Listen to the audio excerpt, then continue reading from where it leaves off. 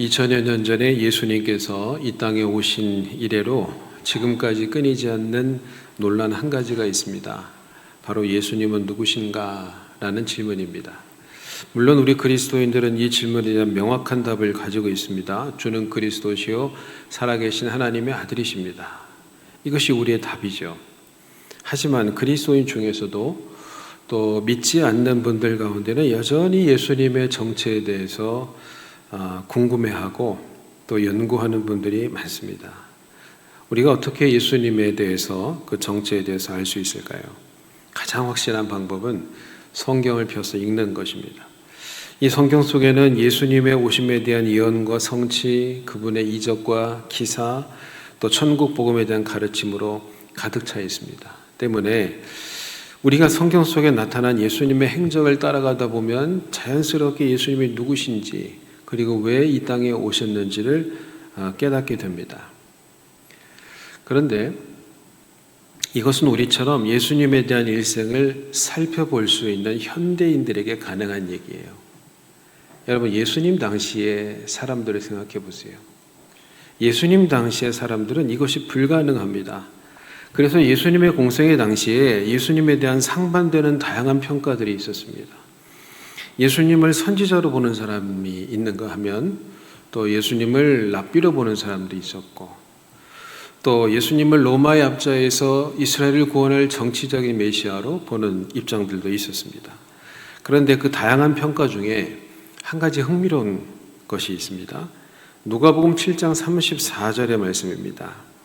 인자는 와서 먹고 마시매 너희 말이 보라 먹기를 탐하고 포도주를 즐기는 사람이요 세리와 죄인의 친구로다. 이게 예수님의 또 다른 평가입니다. 생각해 보세요. 그들이 볼 때 예수님은 분명히 보통 사람이 아니에요. 가만히 보면 천국 복음을 전파하고 가르치고 귀신을 쫓아내고 심지어 죽은 자도 살립니다. 보통 사람이 아니에요. 그런데 한 가지 이해할 수 없는 게 있어요. 볼 때마다 누구하고 뭘 먹고 있어. 아주 먹는 걸 좋아해. 포도주도 잘 마셔. 그런데 더 문제가 되는 건 뭐냐면 예수님께서 어울리는 사람들이에요. 그 예수께서 세리와 창녀 같은 죄인들하고 어울린단 말이에요. 이게 마음에 안 들어요. 왜 저런 인간들하고 어울리지?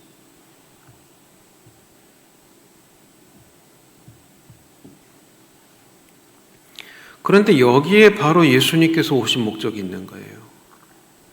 마가복음 2장 17절에 보면 예수님께서 말씀하십니다. 건강한 자에게는 의사가 쓸데없고 병든 자에게라 쓸데있느니라. 나는 의인을 부르러 온 것이 아니요 죄인을 부르러 왔노라.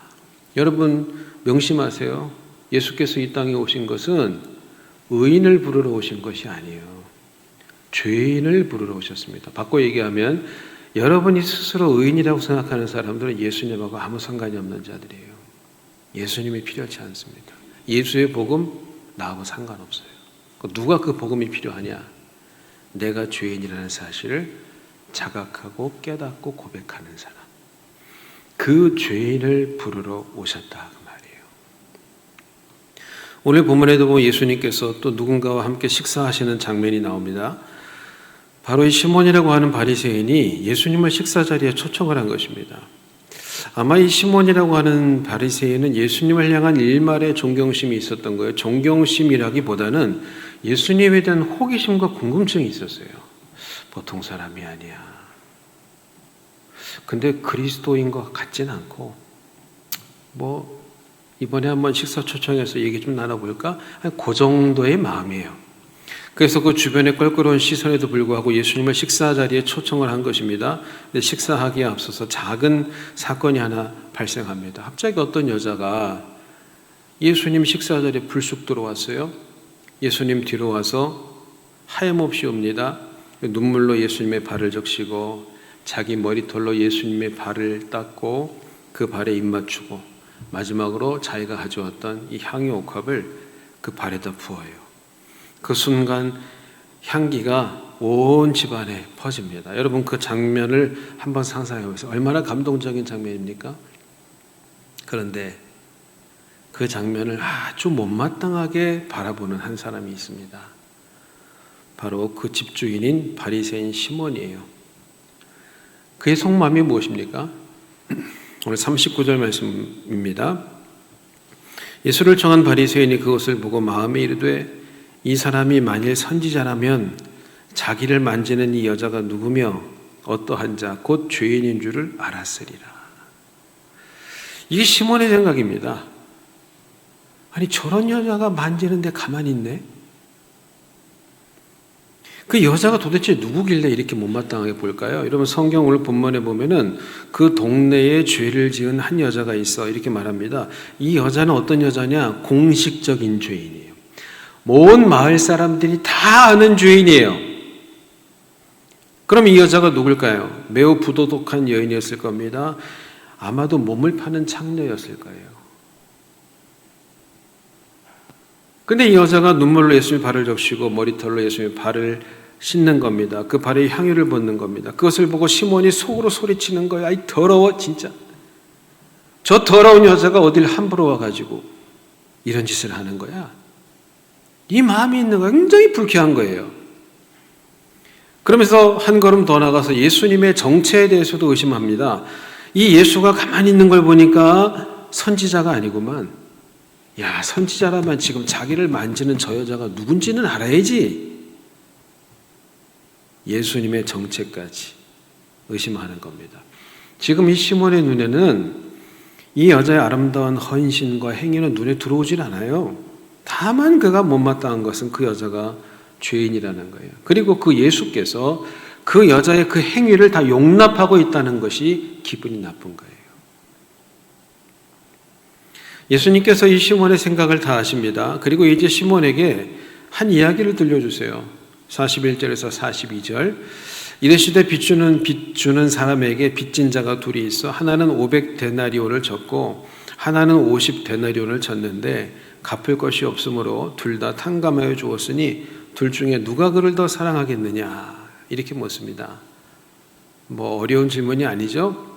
시몬은 그래도 배운 사람이니까 대답을 합니다. 제 생각에는 많이 탕감함을 받은 사람이 더 사랑할 것 같습니다. 예수께서 말씀하세요. 내 판단이 옳다. 예수님께서 무슨 말씀을 하시려는 걸까요? 여러분 비유의 뜻은 이것입니다. 오늘 본문 44절에서 47절 말씀 다시 읽습니다. 이 여자를 돌아보시며 시몬에게 이르시되 이 여자를 보느냐? 내가 내 집에 들어올 때 너는 내게 발 씻을 물도 주지 아니하였으되 이 여자는 눈물로 내 발을 적시고 그 머리털로 닦았으며 너는 내게 입맞추지 아니하였으되 그는 내가 들어올 때로부터 내 발에 입맞추기를 그치지 아니하였으며 너는 내 머리에 감람유도 붓지 아니하였으되 그는 향유를 내 발에 부었느니라. 이러므로 내가 내게 말하노니 그의 많은 죄가 사하여졌도다. 이는 그의 사랑함이 많음이라. 사함을 받은 일이 적은 자는 적게 사랑하느니라. 그리고 예수께서 놀라운 선포를 하십니다. 내 죄 사함을 받았느니라. 이렇게 말씀하세요. 그러면 예수님의 비유 속에 나오는 이 50데나리온 빚진 자하고 500데나리온 빚진 자는 누구를 의미할까요? 여러분 50데나리온 빚진 자는 바리새인 시몬을 상징하는 거예요. 그리고 500데나리온 빚진 자는 바로 이 죄 많은 여인인 것입니다. 오늘 본문의 이야기 속에서 우리가 받아야 될 영적 교훈이 무엇일까? 예수께서 뭘 말씀하려고 하는 걸까요? 첫 번째 50데나리온 빚진 자나 500데나리온 빚진 자나 빚진 자인 것은 매한 가지라는 거예요. 이것은 무엇을 의미합니까? 우리가 다 예수님 앞에 죄인인 것은 마찬가지다. 그 뜻이에요. 여러분 50보 100보라는 말을 아시죠? 그 유래가 있습니다. 중국 양나라 해왕이 맹자에게 고민 상담을 했어요. 하소연하면서 묻습니다. 자기는 나름 최선을 다해서 이 백성들을 돌보는데 왜 이웃나라처럼 백성들이 늘지 않느냐? 이렇게 물었어요. 그때 맹자가 비유로 답변합니다. 왕께서 전쟁을 좋아하시니 제가 전쟁을 예를 들어 말씀을 드리겠습니다. 두둥 하고 북이 울려서 적군과 싸움이 시작이 됐는데 한참 싸우다 보니까 우리 아군의 전세가 불리해졌어요. 그래서 군사들이 무기를 버리고 도망을 가는데 한 병사는 100보를 도망을 갔고 다른 병사는 50보를 도망을 갔습니다. 그러면 그때 50보를 도망간 병사가 100보를 도망간 병사를 비겁하다고 욕할 수 있습니까? 해왕이 대답합니다. 그건 그럴 수 없지요. 도망간 건 마찬가지니까요. 왕께서 그 이치를 아신다면 이웃나라보다 백성들이 많아지기를 바라지 말아야 할 것입니다. 자신이 진정으로 백성을 위하는 정치를 하지 않으면서 이웃나라 왕과 비교하는 것은 별 의미가 없다는 것입니다. 바로 여기서 50보 100보라는 말이 나왔습니다. 여러분 생각해 보세요. 예수님 말씀은 이거예요. 시몬 너나 저 죄 많은 여자나 50보 100보라는 거예요. 둘 다 같은 죄인이라는 것입니다. 사실 우리는 이런 잘못을 범할 때가 많죠. 많이 싸웁니다. 서로의 의로움을 주장합니다. 근데 그때 왜 그런 싸움이 자꾸 벌어지냐면 사실 우리 마음속에 이런 게 있어요. 내가 그래도 너보다는 낫지. 응? 내가 그래도 권사님보다는 낫잖아. 내가 다른 사람은 몰라도 집사님보다는 나아. 근데 뭐가 어쩌고 어째? 네가 나한테 감히 그런 소리를 해? 이런 것 때문에 싸우는 거예요. 이걸 도토리 키재기라고 그러는 거예요. 도토리 키재기. 우리가 여러분 서로를 바라볼 때는 뭐 네가 크다, 작다, 뚱뚱하다, 날씬하다, 뭐 공부를 잘한다, 못한다 비교할 수 있지만은 하나님의 시각에서 볼 때는 어떨까요? 다 그놈이 그놈이에요. 내가 가끔 그 생각합니다. 우리가 이 지역에 재개발이 돼가지고 이제 공사 중인데 여러분 우리가 건물을 바라볼 때 우리 시선으로 보면 4층짜리 건물도 있고 5층짜리도 있고 그렇죠? 저 아이파크처럼 40층 건물이 있어요. 와 되게 높다 이러는데 비행기 타고 한번 올라가 보세요. 고도를 높이면 그냥 똑같아요. 위에서 바라보면 5층짜리나 40층짜리나 큰 차이가 없어요. 사실은 그게 하나님의 시각이에요. 하나님이 우리를 사랑하세요.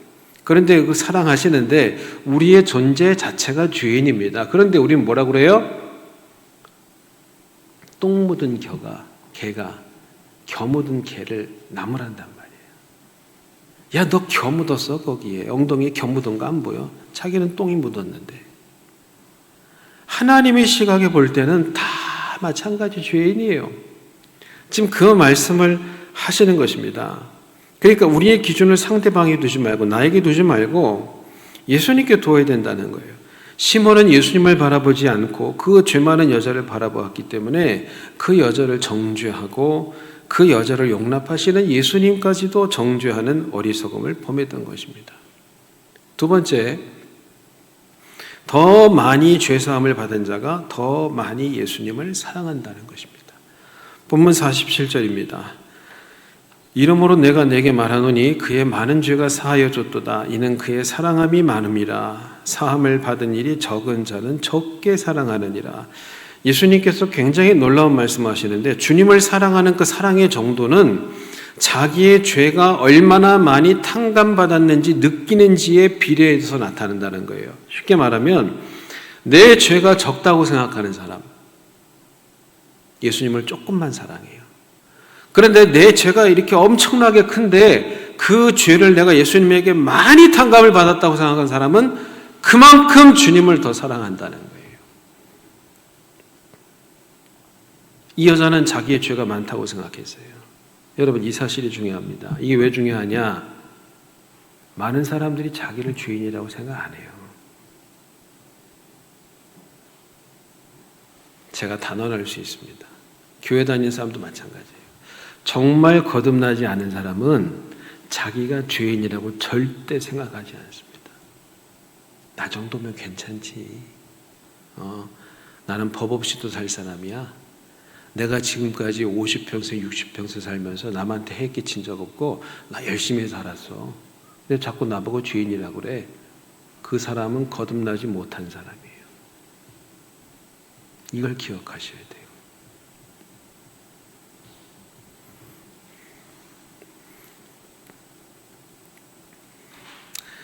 그래서 당신 죄인입니다 라고 말하면 발끈하죠. 여러분 구원의 역사는 자신이 죄인임을 자각하는 순간부터 시작되는 겁니다. 제가 가끔 말씀드리지만 자기가 환자인 것을 인정하지 않는 사람은 병원에 안 갑니다. 그래서 치료를 못 받아요. 제가 이제 오래전인데 젊었을 때, 지금보다 훨씬 젊었을 때인데 이렇게 병원에 가서 내가 구체적인 얘기는 할 수 없지만 이제 수술을 받게 되고 그 외에도 몇 가지 그런 일이 있었는데 의사가 저한테 환자증을 주더라고요. 환자증. 그리고 이제 수첩을 줘요. 그러면서 어디 일지를 적으래요. 이 환자증을 소지하고 다니라고 하는데 제가 살짝 기분이 나쁘더라고요. 왜 나를 환자 취급하지? 왜 환자 취급할까요? 환자니까. 여러분, 그거를 받아들이는 순간부터 치료가 시작이 되는 거예요. 저 아픈데 없어요. 선생님, 저 환자 아니고요. 약 먹고 한 일주일만 쉬면 나을 것 같은데요. 그런 말씀하지 마세요. 기분 나빠요. 그럼 집에 돌아가야죠. 치료 못 받는 거예요. 왜 우리가 죄인인 걸 못 깨닫느냐? 빛이신 예수님을 만나지 못했기 때문이죠.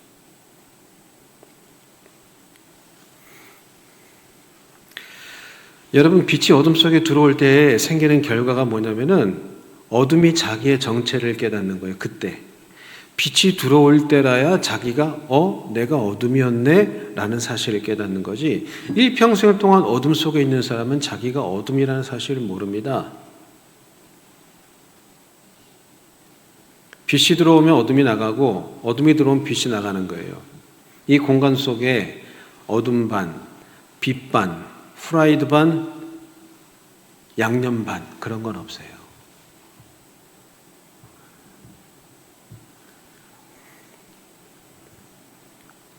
사도 바울을 보세요. 그도 예수님 만나기 전에 어떤 사람이냐? 자기의가 충만한 사람이에요. 세상에서 자기가 예수 제일 잘 믿어. 하나님 제일 잘 믿어. 그래서 그 종교적 열심으로 예수쟁이들을 핍박한 겁니다. 그러나 그가 다메섹 도상에서 예수님을 만난 후에 무엇이 달라지냐면 자기에 대한 인식이 달라지고 그의 고백이 달라집니다. 디모데전서 1장 13절에 보면 내가 전에는 비방자요 박해자요 폭행자였으나 도리어 긍휼을 입은 것은 내가 믿지 아니할 때에 알지 못하고 행하였습니다. 이렇게 말해요. 자기가 예전에 박해자요 폭행자요 비방자였다는 거예요. 그런데 그럼에도 불구하고 긍휼을 입은 이유가 뭐냐? 내가 알지 못해서 그랬다는 거예요. 내가 알지 못해서 예수를 핍박했다는 거예요. 그런데 하나님이 나를 찾아오셔서 내게 긍휼을 주셨고 그 결과 그가 어떻게 고백하냐면 죄인 중에 내가 괴순이라 이렇게 고백합니다. 죄인 중에 내가 괴순이라. 왜 바울이 이렇게 갑자기 겸손해졌습니까? 여러분, 겸손해진 게 아니고 예수님 만나고 자기 꼬라지를 깨달은 거예요. 겸손해진 게 아니라고요. 빛이 들어오는 순간 자기는 어둠의 자식이었다는 사실을 깨닫고 바울이 감격하고 또 감격하는 것입니다. 이 여인도 마찬가지예요. 부도덕한 삶을 살았어요. 마을 사람들이 다 손가락질했어요. 저거. 아우, 아직도 이사 안 갔어? 아주 우리 마을의 수치야, 쟤. 빨리 이사 나가면 좋겠어. 다 손가락질하고 비방하고 그런 더러운 여자였어요. 많은 모욕을 당했어요. 아무도 자기를 사람 취급해주지 않아요. 그런데 예수님의 말씀을 들으면서 그는 구원의 빛을 발견하고 자신처럼 더러운 죄인도 사랑해 주시는 주님을 만나게 된 거죠. 그래서 아낌없이 자기의 향유를 예수님 발에 부었던 겁니다. 여러분, 사람은 자기의 존재를 인정해주고 사랑하는 사람에게 자기의 전부를 바치는 거예요. 그 속에서 그걸 얼마나 그걸 갈망하는지 몰라요. 그 사랑, 그 인정 못 받아서 자살하는 거예요. 그거 좀 알아봐 주면 좋겠는데 아무도 나를 알아봐 주지도 않고 관심도 없고 사람 취급도 안 해주고. 근데 예수님께서 사람 취급해주고 사랑해 주신다고 말씀하는 거죠. 그러니까 자기의 전부를 드린 거죠. 여러분 스스로를 어떤 사람이라고 생각하십니까? 한번 솔직하게 대답해 보세요. 문제가 많은 사람이라고 생각합니까? 아니면 나는 좀 괜찮은 사람이라고 생각합니까? 내가 믿음 생활의 관점에서 말씀드리니까 나는 그래도 괜찮다고 생각하는 사람은 제일 위험한 사람이에요.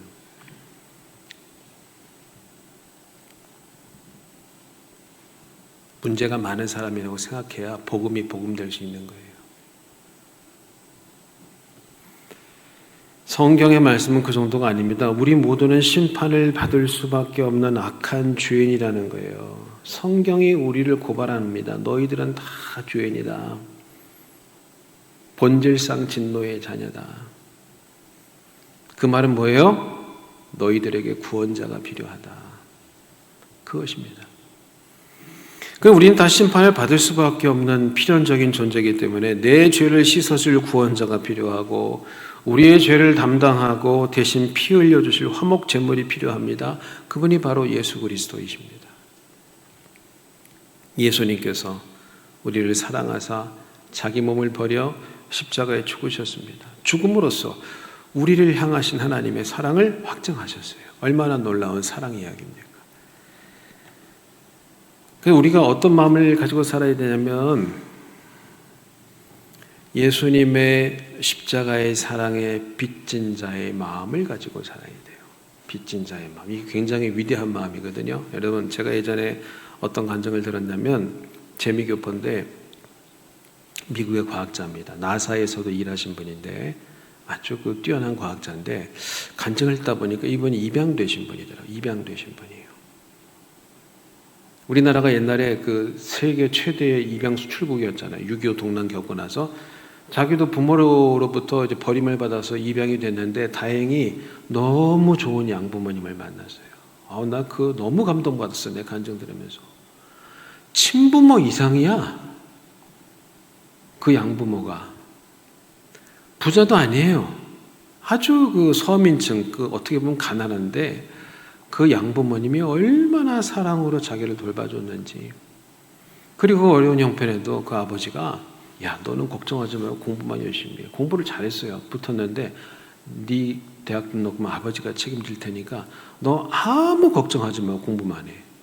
그 공부를 졸업했거든요. 나중에 알보니까 아버지가 돈이 있어서가 아니고 대출을 끌어당겨가지고 그 양아들 대학 등록금을 다 댄 거예요. 자기는 그 양부모님을 통해서 예수님의 사랑을 알았고 또 사랑을 배웠고 그 다음에 중요한 게 뭐냐? 그러다 보니까 자기는 어때요? 늘 빚진 자의 마음, 사랑에 빚진 자. 그래서 자기도 그 마음을 가지고 입양을 한 거예요. 자기 자식 외에. 그 입양아를 키우고 있어요. 내가 받은 사랑을 또 다른 사랑에 필요한 자에게 흘려줘야 되니까. 얼마나 아름다운 얘기예요? 그게 빚진 자의 마음을 갖는다는 게 굉장히 중요한 것입니다. 여러분, 우리가 주님의 사랑과 은혜를 일생 동안 갚는다고 한들 갚을 수 있겠습니까? 갚을 수가 없죠. 다만 이 죄 많은 여인처럼 주님 앞에 엎드려서 눈물을 흘릴 뿐입니다. 그러나 분명한 것 한 가지 있어요. 주님의 사랑을 경험한 자는 주님을 사랑한다는 거죠. 제가 이렇게 보면 두 가지 종류의 성도가 있어요. 주님을 사랑하는 자가 있고 주님을 이용하는 자가 있어요. 많은 사람들이 주님을 이용합니다. 사랑 같은 거 필요 없고 주님은 나한테 복만 주세요. 내 새끼 잘 되게만 해주시고 내 남편 사업 번창하게 해주시고 병 없게 해주시고 장수하게 해주시고 그것만 하시면 돼요. 더 이상은 노터치. 여기까지. 주님은 여기까지. 주님을 이용하는 사람. 하나님이 버리지 않았다면 그 인생을 깨트릴 때가 올 겁니다. 그렇게 신앙생활하면 안 돼요. 주님을 사랑하는 사람이 돼야지.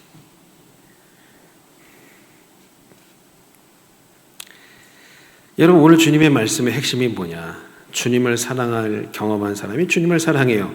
자신의 죄가 더 많이 사함을 받았다고 생각하는 사람이 주님을 더 많이 사랑한다는 겁니다. 주님께서 저와 여러분의 영혼에 빛을 비추어 주시길 바랍니다. 그리하여 나의 참 모습을 깨닫고 나를 사랑하사 나를 위하여 십자가에 죽으신 그 예수님의 사랑에 감격하며 더 많이 주님을 사랑할 수 있는 우리 임마누엘 모든 성도들이 되시기를 주의 이름으로 축원합니다.